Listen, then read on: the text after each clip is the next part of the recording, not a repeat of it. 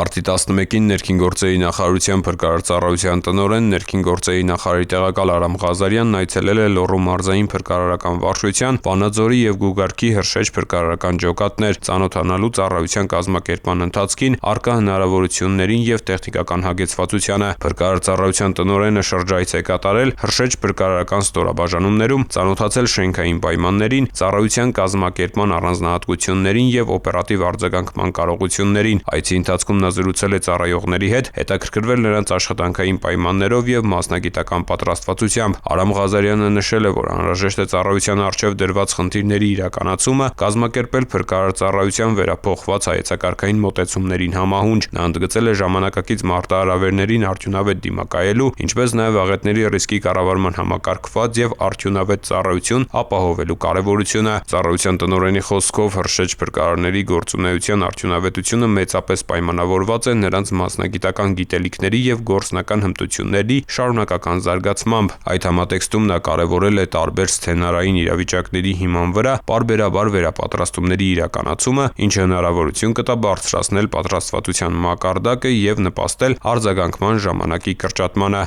Այցի ավարտին Սպիտակ քաղաքում Արամ Ղազարյանը Ճապոնիայի արտակարգ եւ լիազոր դեսպան Աոկի Յուտակայի, Սպիտակի քաղաքապետ Քաջայր Նիկողոսյանի եւ մարզի իրավապահ համակարգի ներկայացուցիչների հետ հարգանքի տուրք են մատուցել 2011 թվականի Ճապոնիայի ցունամիի զոհերի հիշատակը հավերժացնող հուշակոթողին եւ ծաղիկներ խոնարհել։